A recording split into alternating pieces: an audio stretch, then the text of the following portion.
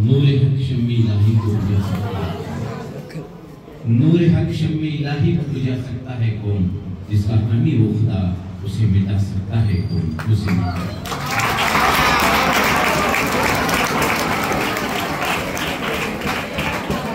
अपने मेहनत के करिश्मे से सांगली जिले के सरजमी को रवा जमा करे, अपने मेहनत के करिश्मे से सांगली जिले के सरजमी को रवा जमा करे, तो उस बारिस्टर एकेडमी से समीर गुप्ते जैसे हीरे बनने से रोक सकता है कौन।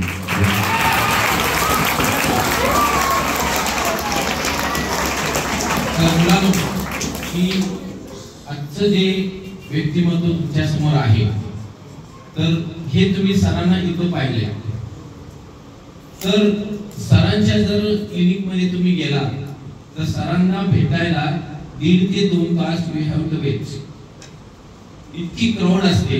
आणि सरांनी जे तुम्हाला जे उपदेश केला आता तो नो डाऊट अप्रतिम अप्रतिम अप्रतिम।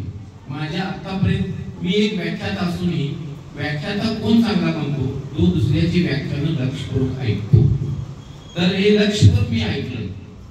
तर व्यक्तिमत्व हे समतोल असावं, तर स्वतः त्यांचं व्यक्तिमत्व समतोल आहे असं म्हणायचं कारण म्हणजे मी अनेक वेळा सरांची म्हणजे काय काय कारणाने भेटतो, तर जिथपर्यंत सरांना मी जाणतो तिथपर्यंत मला सर कधी सुद्धा रागात आलेले दिसले नाही, एक्साइटेड झालेले दिसले नाही। आता कधीतरी माझ्या अप्रोच घरात कधीतरी रागावत असेल माणूस आहे शेवटी, परंतु अतिशय समतोल व्यक्तिमत्व सरांचं आहे। आता दुसरी गोष्ट सरांनी जे तुम्हाला सांगितलं शेवटी मेसेज काय की तुम्ही एक चांगला नागरिक, एक चांगला तुमचा माणूस बनावा। तर माझं एकच म्हणणं असतं, सर एमडी सायकेट्रिक आहे, MD MS LLM lot of degrees are there, पण जाता जाता मी एकच गोष्ट सांगतो की एमएम सुद्धा व्हा, master of art MA, master of science MAC. मग एमएम डिग्री कुठली पाहिजे सर, मास्टर ऑफ माणुसकी, माणुसकी। तर सरांच्याकडे ती सुद्धा डिग्री आहे आणि सरांनी आपला एवढा अप्रतिम वेळ या ठिकाणी आपल्याला दिला। वेळेचं फार स्ट्रिक्ट असतं सरांचं अतिशय। त्यांचा एक मुलगा बघा तुमच्यासारखाच मुलगा त्यांचा असेल, एक आता मेडिकलला पुण्यात आहे आणि दुसरा इंजिनिअरिंगला आहे, मग त्यांच्या मुलांना तुमच्यासारखं हलगर्जीपणा करता येत होता, हे सरांनी स्वतः सेट झाले आणि आपल्या मुलांना सेट केलं। हे आधी केले मग सांगितले, नाही तर आता सरांनी सांगितलं तुम्हाला उदाहरण दे, तुमचे पालक मोबाईल बघतात तुम्हाला बघू लागतात, इट्स रॉंग। स्वतःवर अगोदर करा। एक शॉर्ट मध्ये सांगतो, एक झलक, अजून 1 मिनिट 2 मिनिट शिल्लक आहे। एक तज्ञ माणूस होता जो दुसऱ्याला उपदेश करत होता आणि त्याच्याकडे एक स्त्री गेली मुलाची तक्रार घेऊन, त्याने विचारलं की काय तक्रार आहे, तर मुलगा सारखा गुळ खाते, गुळ अतिशय त्याला हे व्यसन झाले, ऍडिक्शन झाले, त्याचं गुळ खायचं बंद करा। तर ते महाराज काय म्हणाले, तुम्ही 8 दिवसांनी या, ह्याच्यावर उपाय सांगा। 8 दिवसात आल्यानंतर ते काय म्हणले की बाळ गुळ खाऊ नको, गुळ जास्त खाणं शरीराला फायदा, excess of everything is bad then whatever it may be. ती बाई म्हणाली एवढं सांगायचं मला दुसरा हेल्पट कशाला लावला करायला, तर ते म्हणले मी स्वतः गुळ खातो, मला स्वतः गुळाचा गुळ लय आवडायचा, मी स्वतः अगोदर कंट्रोल केलं आणि मग दुसऱ्याला सांगितलं, आधी केले मग सांगितले। सरांनी हे केलेलं आहे, सगळं जे तुम्हाला सांगितलं ते सगळं केलेलं आहे।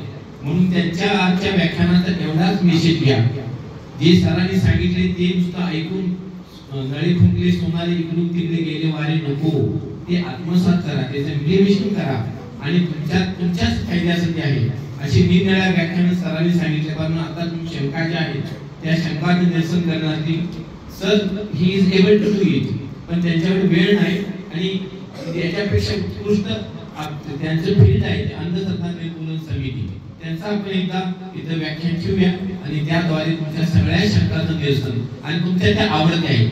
मला सांगा चंद्रावर यान पाठवलं ते कुठल्या मंत्रीने पाठवलंय का, कोणी पाठवलं, मंत्रीने पाठवली एखादं यान, नाही पाठवू शकत। पण हे मंत्री तांत्रिक ह्या जगाचे पाठवू सगळ्यात कुठल्या देशात जास्त आहेत, अमेरिकेत जास्त आहेत का, रशियात आहेत, ठीक आहे।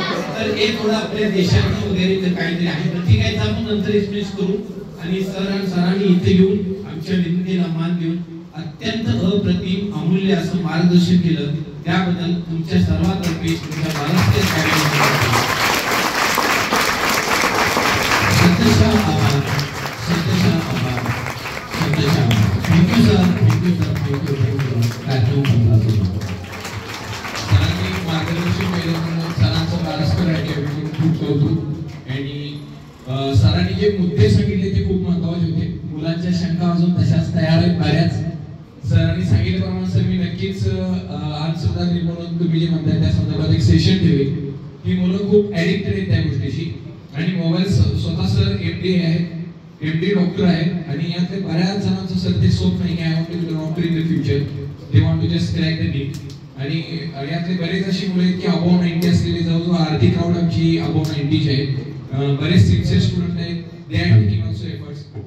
मला खास डॉक्टरांचं स्पीच ठेवायचं होतं की तुमचे बरेच जण मला विचारतात मला डॉक्टरच व्हायचं आहे, मेडिकल कॉलेज कोणतं आहे, तर त्यासाठी आज आपण डॉक्टरांचं स्पीच ठेवलं होतं. याच्यातून शिकण्यासारख्या बऱ्याच गोष्टी आहेत. You have to understand and you have एकतरी आमच्या बारस्कर अकॅडमीची मुलं मोबाईल ॲडिक्टेड सगळ्या सांगितल्या स्कूलच्या तुलनेत कमी आहेत सर.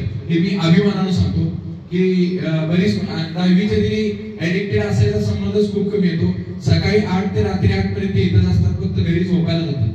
आणि घरी झोपायला गेल्यानंतर मोबाईल हात लावला तर पालक मला कॉल होतात, त्यामुळे ते मोबाईलशी जास्त कनेक्टेड नाही. आणि आजच्या कार्यक्रमाचं सर्व नियोजन गिरीश सरांनी अतिशय छान प्रकारे केलं. गिरीश सरांसाठी सुद्धा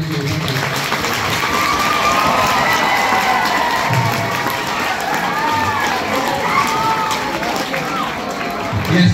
आणि मी तुम्हाला सुद्धा शुभेच्छा देतो. ज्यांचं स्वप्न डॉक्टर व्हायचं आहे त्यांचं तुमचं सुद्धा स्वप्न असंच होईल. सोच मत इतना तेरा मंजर भी आएगा, पैसे के पास चलकर कुछ समंदर भी आएगा. सोच मत इतना तेरा मंजर भी आएगा, पैसे के पास चलकर कुछ समंदर भी आएगा. तुझे मंजिल भी मिलेगी और मिलने का मजा भी आएगा.